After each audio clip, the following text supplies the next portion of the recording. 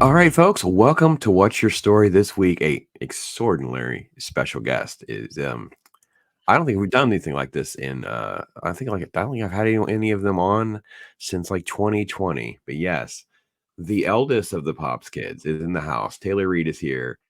Because she's had some cool stuff to talk to me about, and I'm like, well, listen, we need to just share this with everybody else. So Taylor, thanks for being with us, hanging out.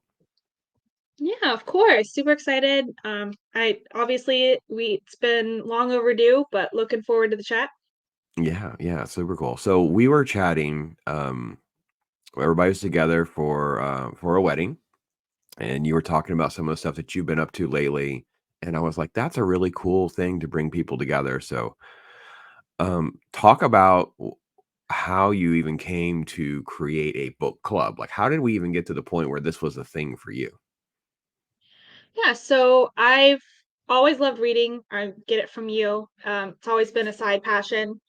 And I wanted to get back into how it used to be for me before I kind of got caught up in just adult life of just a regular Mhm. scheduled program of going to work, coming home, getting house stuff done. I wanted to be able to get back into that. It's a nice escape, and I liked the idea of expanding and opening it up to other people. And I've never been in a book club before. I kind of did some side clubs in school because they had those options, but they were never anything really extravagant. So I reached out and asked if anyone would be interested in doing something, and it's kind of expanded to where we are able to reach to other people that are in other states because we do it virtually.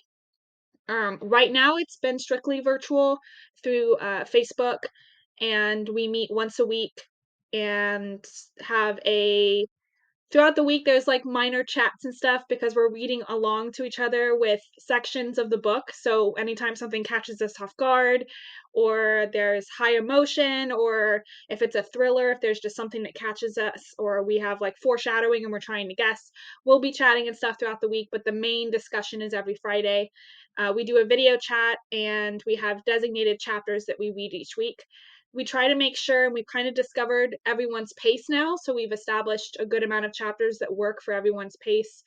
And some of us annotate, some of us don't, but because I am kind of the overseer, I do most of the annotations, and I take the time to set aside questions that will prompt good discussion whenever we do those meetings every week. So you set it up through Facebook. You used like a group. You set up a new group. Is that pretty much how you approached it? So I just did a group chat for now. We're getting to where we have a lot of members though, so I am going to be doing a group, private group, and then that way we're able to do a little bit more as far as setting up events because I have a lot of local people that want to be able to meet in person. So I'm going to start doing that so I can kind of expand it and offer the options for those that are local to meet in person instead of it just being all virtual. Hmm. And we've also talked about doing things now that it's becoming very popular for like book themed festivals and conventions and stuff. And we thought it would be really awesome if we could get together and plan ahead to be able to do those things as a group. If we were able to schedule it in advance because we all have our lives and work and stuff, but if we knew about those conventions ahead of time we would be able to plan together to be able to do those things, and they have a lot of stuff that we've learned over the last few weeks or so that it's actually a lot bigger than we realized. Hmm. And there's a lot of different opportunities and stuff out there to learn about not only local authors and support them, but also just well-known authors that go to these conventions and sign and do panels and all that stuff. And it would be a cool opportunity for us to be able to go together.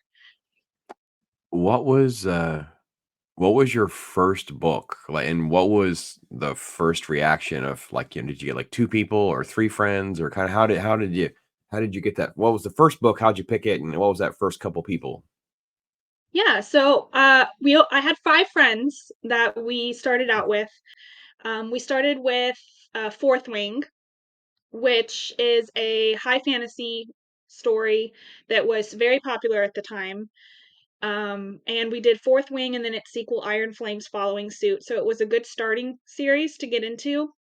Um, I wanted to start it out strong with a book that I knew that had high interest, and it was something that had already been circulating, being talked about. So it was easy to get everyone together and involved in that. And it has enough story development and character development to where it made it to where the discussion started off strong. I didn't want to do anything that was slow building or anything that was a lot of books, like a big series. I wanted to start with something smaller, but I knew that if I started with a fantasy series, it would be more inclined for everyone to get into it because this is the group of people that love Lord of the Rings, they love Harry Potter, they love stuff like that, and they like the fantasy, so I knew it was a good genre to start with. Yeah.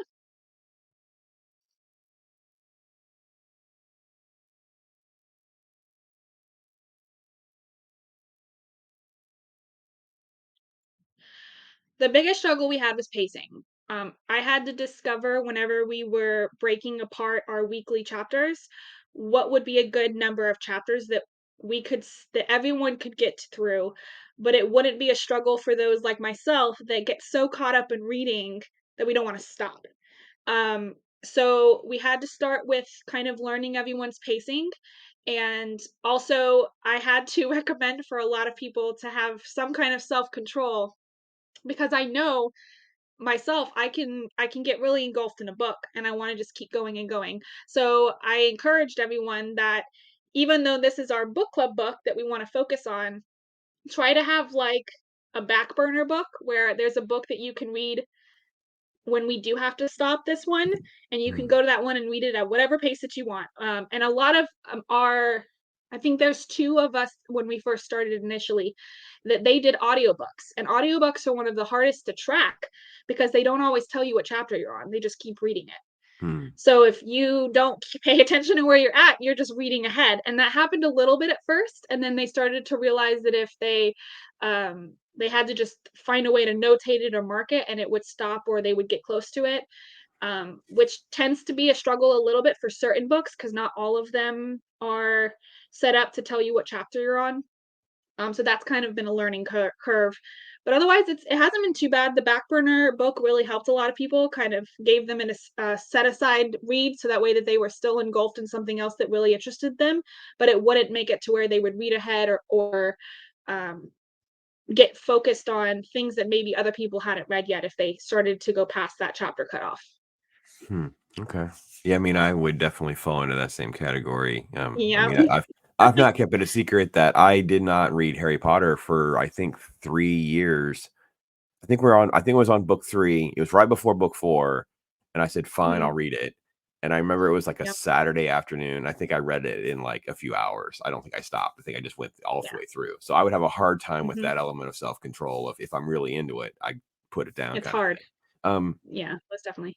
so how do you balance that? I mean, you've got a full-time job, family, kids, even just travel back and forth to get the kids, things like that. So when is the time that you have carved out? You have certain times of the week, days or nights that So I work night shift, so it's easier for me to balance it because I have the mornings after I drop off the kids to kind of have my own routine. So I designate, depending on what our chapters look like, and my annotations and stuff that I've noticed earlier on in the week. I'll usually spend about an hour and a half a day in the morning reading. It's a nice time for me to like sit back with my coffee after breakfast and just kind of enjoy my reading. And it's my time because I'm enjoying what I'm doing. If I don't get to it then, there are times, or if I get caught up in whatever those chapter sections are, where I'll find myself reading while working in between calls because work for a call center. So I'll be reading and when I'm not on the phone with our customers because I've already started reading those chapters and it's exciting and I get like caught up in it. But it's just situational. Every book is different. Some catch me early on, some are slow rolling as far as their development. So we've definitely discovered that there's different styles of writing, different ways that authors portray their character development, good and bad books. We have yet to do a full group DNF, which is a do not finish. Like, so there's hasn't been one book where everybody's been not about it, but there was one particular book that only two, we were still in the group of five, but only two of us were really interested in finishing it. And everyone else just kind of dropped off. So that does happen sometimes where there's books that we start doing, and I tell everybody if we once we get to a certain chapter, which is usually about chapter 10-ish is usually our green or red light cutoff time. If we get to that point and someone isn't interested or there's something that they don't understand, we use that weekly discussion to determine if we're going to continue forward with this book or if there's really just a high percentage of group members that are not getting into it enough and we need to transition to something else. That's a very valuable lesson right there. And, Hmm. it's funny you say that because I was thinking about this as because we had talked about doing this, and then my brain was racing with all sorts of like types of questions and how to use this as application here on YouTube or for other content creators and things like that. Yeah. And that really is interesting because I feel like people start a channel, many of us are encouraging people to start a channel, but then it's like you're just throwing the child into the pool and there's no like checkpoint. And I'm wondering if there should Yeah. be like a checkpoint with someone, you're cruising along after, let's say, their first month of making content or X number of videos, and we're like, hey, listen, how you doing? What questions Yeah. do you have? What do you know? Because I don't know. And with yours, this sort of like communal experience that you're going through, you have sort of like some bumpers up so you don't it's Yeah. never too miserable of a process for anybody, you know what I mean? Yeah, I like Yeah. that. Exactly.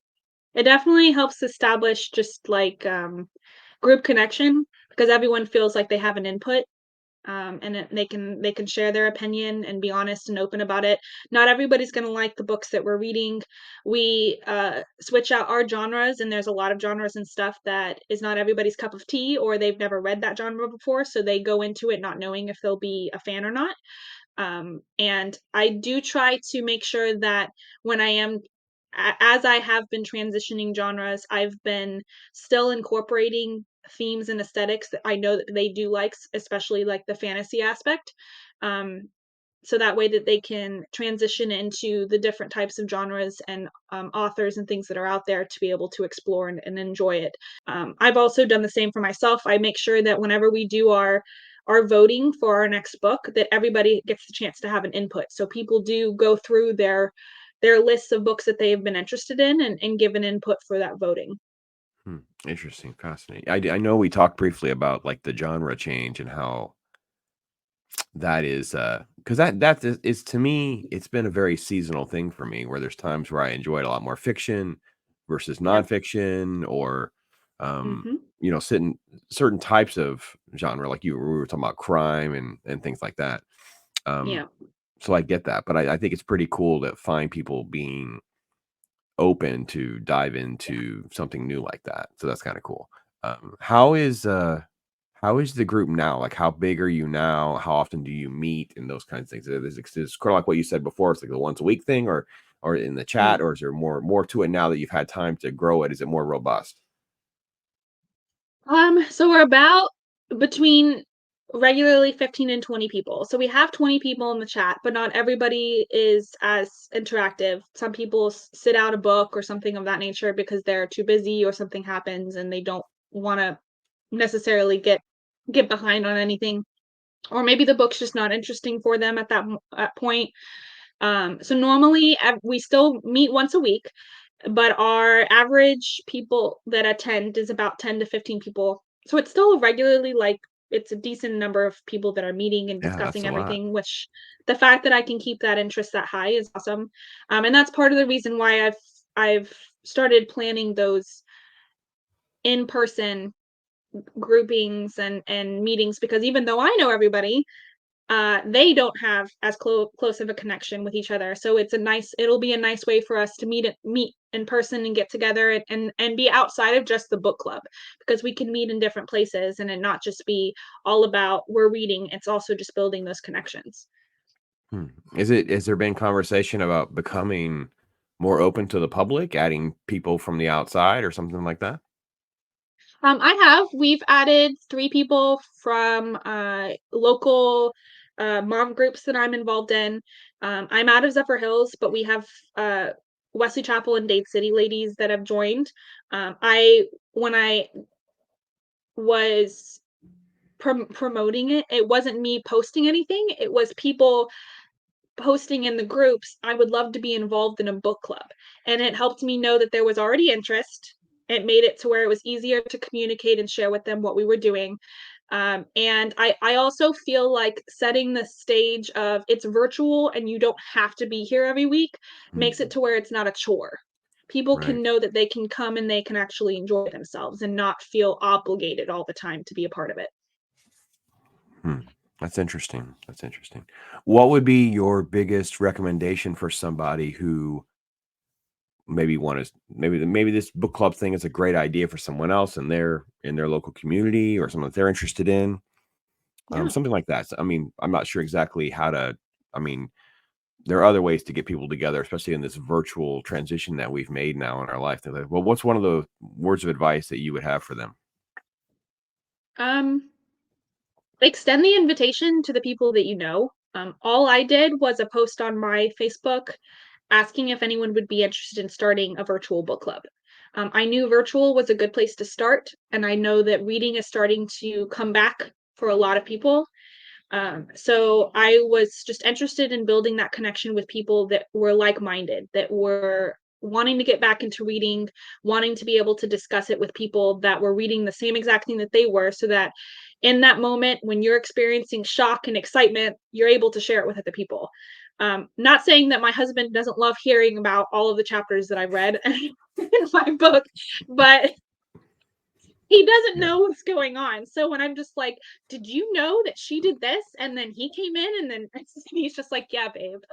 It's not it's not as exciting. There's not discussion. It's just support at that point. Right. So I feel like it's a matter of just making sure that you're open to doing just a basic discussion with people that you already know and have a connection with, and just asking those close to you. Start with a small number. I started with 5, so even if it's just 3, or even if you just want to start it with your partner, if your partner really likes reading, ask them if they're willing to start doing it with you, and then building it up from there with your friends that you guys already know, or people that maybe you just have close by, your neighbors, and then just build it from there.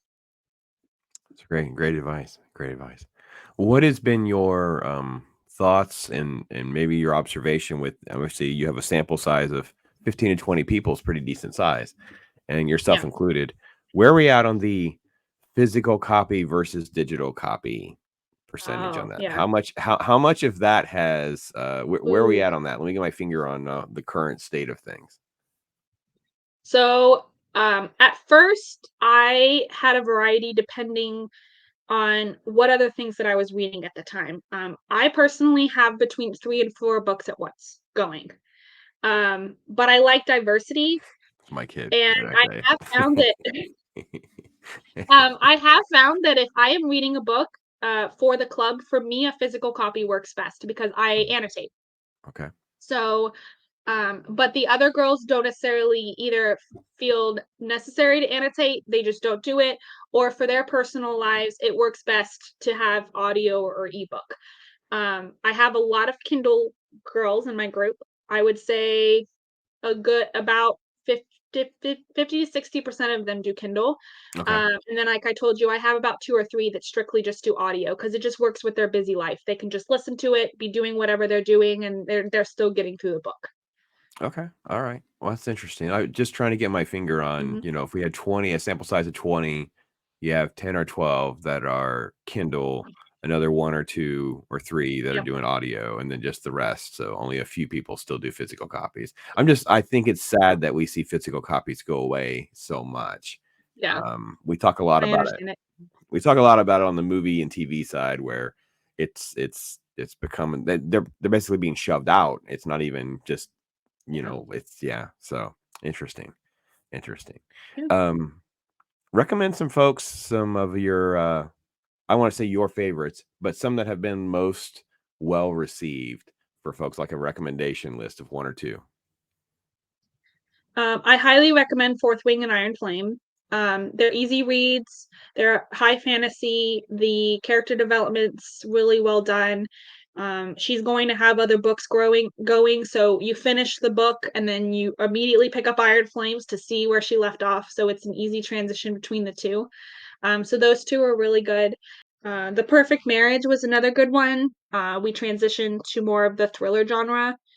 So that was a good one to kind of get them into a different style of writing. And when I did the vote for that, I was surprised that The Perfect Marriage was the one that they picked, only because I did still include a a few books that were fantasy thrillers, so they still had the aspect of fantasy that I knew everyone enjoyed to see if that's how they preferred, and they still went for the psychological thriller. So I was like, "Okay, I'm about it. It's one of my favorite genres. Let's try it out." So I highly recommend Perfect Marriage was really good, and it was for me, it was a 180 in reference to the style of writing that they liked and majority of them liked anyways. And going into one of my favorite genres, I really enjoyed getting to that one. If you want to go to more of the other side for the historical fiction, more realism aesthetic, I do highly recommend The Vines. It was Shelley Nolden is the author, and it was a different aesthetic. That was the one that a good majority of my girls were struggling with. Um, However, the feedback, whenever I asked for it, they were willing to explain to me why they weren't interested in it, and I think that that made a huge difference in the discussion because it wasn't just I don't like it. It was them explaining, well, the way that she does her timeline jumps is hard for me to keep up with. Okay. Okay. Um, and they liked the because she takes the history of North Brother Island, which is the main setting of the book, which is a real place off of New York. And she time jumps between the past and the current. And it was hard for people to keep up with that, which is Yeah, not for not everybody. everybody So that was, yeah, yeah, not everybody likes a nonlinear story, as I have learned, very true. because that's what I wrote was a nonlinear story. And Non-linear story. I Yeah, definitely got a yeah, lot of, pushback from folks like, "Yeah, that's there's a lot of jumping around in your book," and I'm like, yeah, "Yeah, but it's yeah. pretty easy to follow if you just I get thought so into it." too. I But thought so that's too, but okay. it's I get it, everybody's not for different. everybody. Yeah. Yeah, Hmm. we get that in film and stuff too. Some people don't care for that. I have to be honest, it's Yeah, kinda I'm growing a little tired of it with the Christopher Nolan thing. I mean, I loved some of his, recent films, but I'm also like, I some of his movies I think would have worked better if they were linear, but that's yeah. not his thing. It's not his approach, so It it's is good. not. It is not his It's thing. good. True. Okay, so it'd be remiss. We have to change. We got to change directions just briefly because I think all of that is amazing. But they all Yeah. want to know because I've told the story and I'm going to I'll move the camera just a little bit so everybody can see. So Yeah. the monkey staff right there in the Yes. background is Mhm. from Katanga, which is one of Mhm. the stage shows in Busch Gardens, Tampa. Yep. And I probably butchered the actual details, but you can flash back to your time there and how we came in Yeah. possession of the Katanga staff from the show. Yeah. So, just to have background on it, I do want to flash back to why it was so exciting for me to get a hold of that. When we were growing up as kids, we would go to Busch Gardens all the time. We had passes, we enjoyed it. It was a good escape and something for us to do. But we had to go to every single time we went to Busch Gardens was the Katanga show. And I think it was one of those scenarios where every single person in the family loved the show. It wasn't one of those things where the 5 of us were dragging you guys to go see the kids show that we wanted to go to. You and mom enjoyed it just as much as we did. No matter how many times we saw it, there were things that we would notice, or they would have a different singer or change small things, and it was just one of those wholesome moments for us to spend together and also get out of the Florida sun because it was nice and cold in the theater. There you go. It is air conditioned, indeed. So, Indeed. um, so I really loved that, and flashing forward to when I started working for Busch Gardens, I did start as a scare actor for Howl-O-Scream. And one of my I wanna say my 3rd year as a scare actor, they asked me if I would just help tear down one of the houses, and it was just an extended of the last night. And while I was doing that, I was talking to one of the managers for the technicians, and he told me that they were looking for people to stay on and help prepare for the following year. And I thought that would be kind of cool. So I looked into it and they were looking for artists. So I got um, hired back on as a seasonal worker to be one of their artists for all of their events, not just Holler Scream. So I helped for the scenic side where I helped with the backdrops, the props, all of that, and then eventually started help building the haunted houses for the Holler Scream the following year. But all of that meant working in their warehouse because they do everything in the warehouse backstage and then transfer it to the park whenever the time comes for that specific event. Um, so I was in the warehouse one day. We were on the forklifts going to pull down all of the Christmas decorations to go through it, make sure everything was updated to put back out into the park because, that stuff sits in the sun for the whole season and it fades or it gets dull or whatever, and we have to replace it. And I saw a giant wooden box just labeled Katanga. And this was probably about a year and a half after they had stopped doing the theater show. And so I was just curious and I asked my manager, "Can we pull the box down? I'm curious as to what's in there." And she's like, "It's probably just costumes and miscellaneous backdrops and stuff that they've kept." And I was like, "Well, I'm kind of nostalgic. I love that show. I want to see what's in the box." So they pulled it down for me and I saw that they had all of the staffs. See if I can remember them all. There was the monkey, the elephant, the bird. I feel like Giraffe? there was one more. It's a giraffe, right? No, or a lion. Giraffe or frog? No, the frog was it the frogs? It might have been the frogs. You're right. It might have been the Might have been the frogs. frogs. Um, and so I saw the staffs. They were pretty beat up. They're actually, I think if you feel it, the animal at the top is like a styrofoam, like it's a carved Hmm. foam that's painted. And I saw that the monkey staff was still in really good condition. And my manager probably saw my face light up seeing all of this stuff. She Yeah. said, you can have one of those. And I was so excited. And of course, I tell my husband I got a giant monkey staff that I'm bringing home. And he's like, "Where are you going to put this?" And I was like, "Not saying that I don't love it, but I want to give this to my dad. He has this Mm. room of just miscellaneous props and stuff that he always like wants to have different things for experiences, and he would lose it if I managed to gift this to him. So I held on to it, and I think that was a birthday gift to you one that year. And I don't know. Every single time I see it, it's one of those reminders of my time at working for Busch Gardens, but also just the fact that it flashes back to those moments of us in the theater enjoying that show together. So It's I mean, obviously with the way you do a setup, and I was taking my setup down and putting it back up again. So a lot of times you can't necessarily see it in the background, but it's been in the background. But for here, yeah, you can see it right there. And I yeah, don't I know can angle exactly it. what to do. Maybe that's what we'll talk about. Like, what do I do with my background? Like, what's next kind of thing. So I kind of gave a Yeah. little bit of a tour with the folks the other day where I talked about because I've had these movie stills. Let's see, right over here. Some of these are as old as you are. Yeah, I know. You've had a lot of stuff. So the Hitchcock stuff and things like that have been around since, like your childhood. So, and then that's the Mhm. let's see, it's the other way. The autograph Toy Story thing will probably something Yeah. that what that needs to go to you because you're probably the one that would be the most appreciative of something like that because it's signed by Randy Newman and Joss Whedon and Sarge and it's got like I five love or that. six.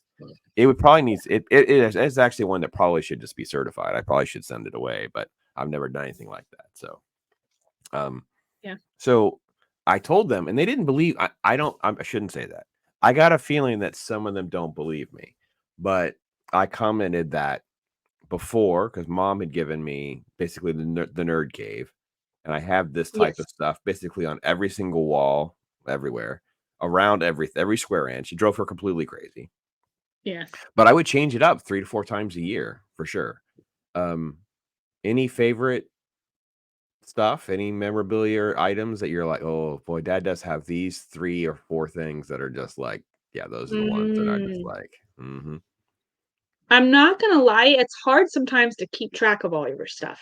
And Um, I understand. I've given a and lot there of it are away, times and I've where sold some stuff, so, yeah, you know. and because you would rotate it, there were times where I'd be like, "When did you get this?" And you would tell me, "Oh, I've had it for, like, Yeah. 25 years." I'm like, "What?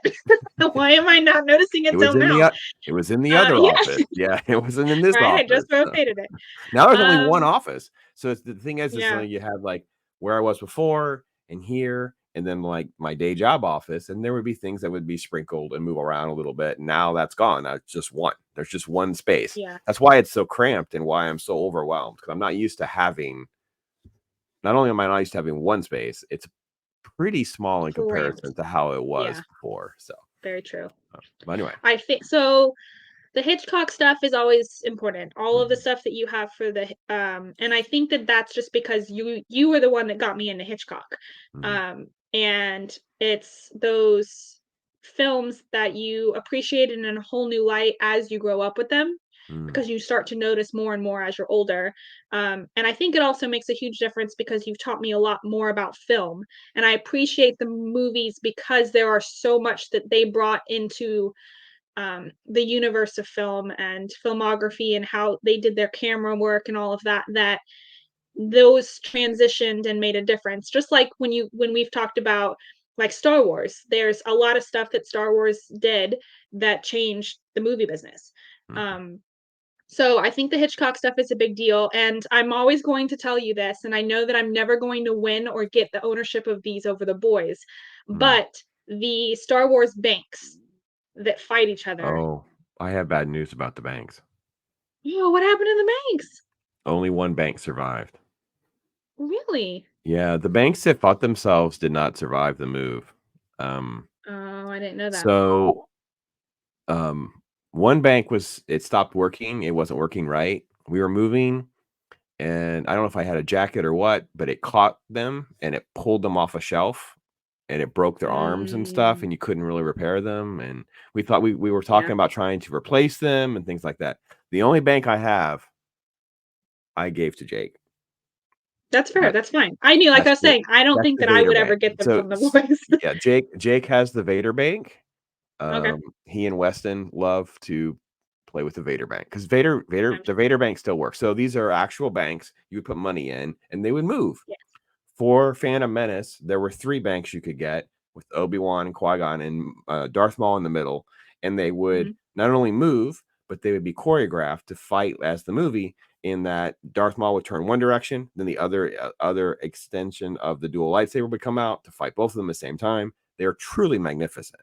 it And was, they've it grown was. up with these things, and it was I Yes. literally I bet your mom would even remember me coming in the house and just, like, devastated. Like, I couldn't believe they Oh, broke. And that's Obi-Wan's broke heart-wrenching off, for like, sure. both hands. Like, it was completely ruined. There was There was no no way. way to Mm, fix that one. I thought I could maybe get the other 2 to kinda work, but they did not make it, and it was devastating. But yeah, okay. yeah, So, sad news. That's off that's the fair. list. It happens though, it Hitchcock happens. stuff's not off the list because the photos still Yeah, exist. I have thought mhm, about selling a few of the photos. People just are not into that era of filmmaking, and I've always tried to do I told people this before. I don't know that I called you out by name. So whenever you guys so the 3 of you watched Psycho with me for the first time. None of you had ever watched Psycho. You were the correct. oldest, obviously, and none of you sat Yes, together. And maybe all 4 of you, because I think Cece might have been there too. I don't know. I know it was definitely maybe. the 3 older. And all 3 of you had a completely different reaction to Psycho. Like, Jake was kinda commenting, Zachary never said a word, Yeah. and you sat there the entire movie debating or talking out loud. You were, like, hanging out with with the black folks at a Yep, horror movie. You're like, "What is with yep. the mother? Why is she acting like this? What's going on?" And it was you were so Yep, stressed out. You were so stressed yes, out.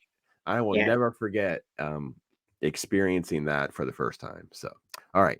So, the banks aren't gonna work. Hitchcock stuff, I get that. Anything else yeah. you can think of?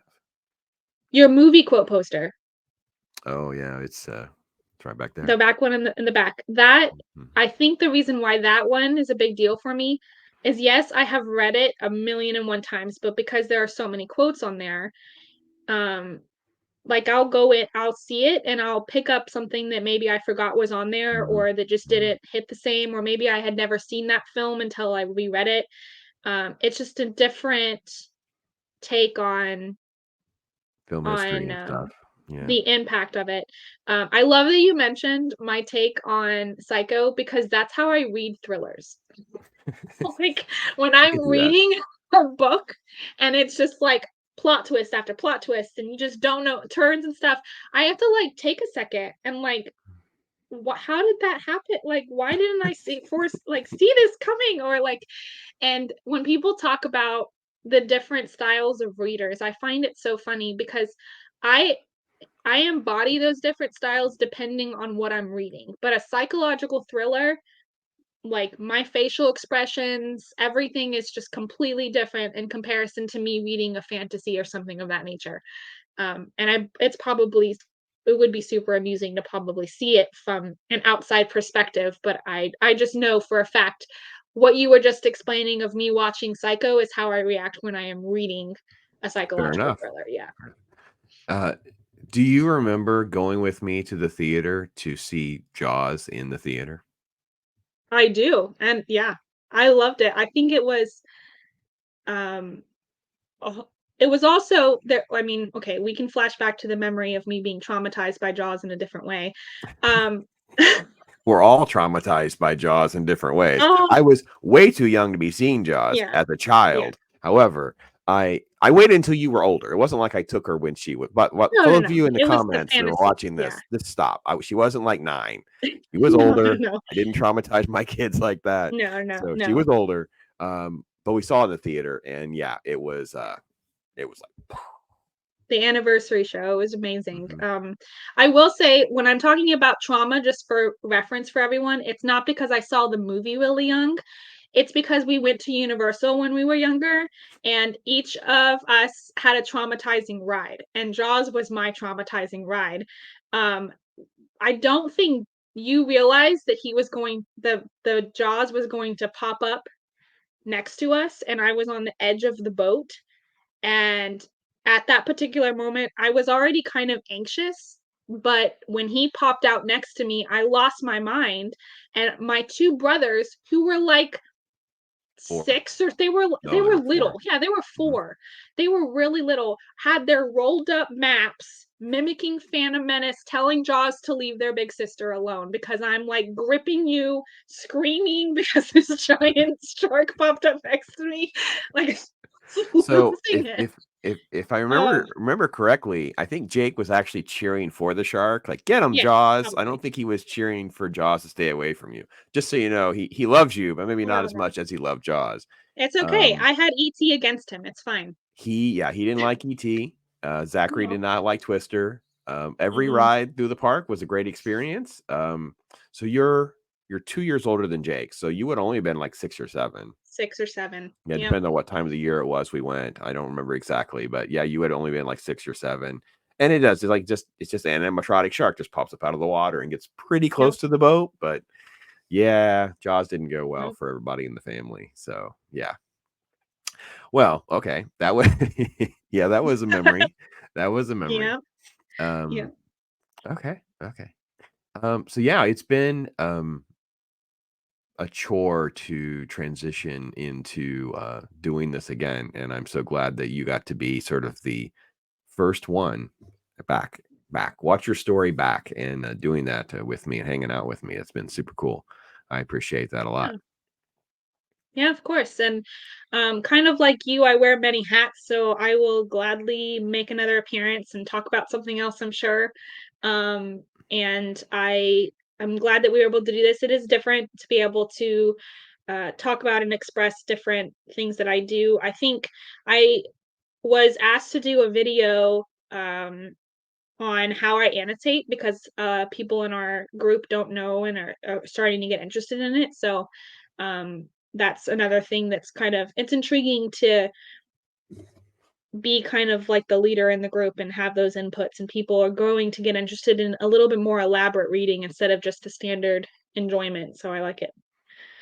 Yeah, I think we take for granted to some of those things. People have been asking me about like, well, how do you edit? How do you do Mhm. things like that? I'm like, I have the most primitive of techniques. So maybe, but you know what? Yeah, Those are valuable. Like, you were asked to do it, so yeah, it's valuable to somebody. So well, exactly. folks, It's still a kind of a private group thing, so I'm not sure she'll have links in the description for me to add, but you know what? At some point, maybe she can do that, and I'll put them back in later at a later date. But hopefully, it can inspire you guys to think about ways like the book club to bring people together, draw you closer together with some of your friends, get people from the virtual side out to real life, which is also something I think is very, really kind of cool and stuff like that. But again, thank you again for doing this. It went pretty well, I think. I may have to use a couple cutaways. I don't think it's internet's gone pretty well here at the old farm. So I think we're doing relatively well, and we'll be excited to see how the final product turns out. But thanks again, Taylor. I appreciate you doing this with me. Yeah, of course, it's always exciting doing stuff with you, and thank you, Dad, for inviting me.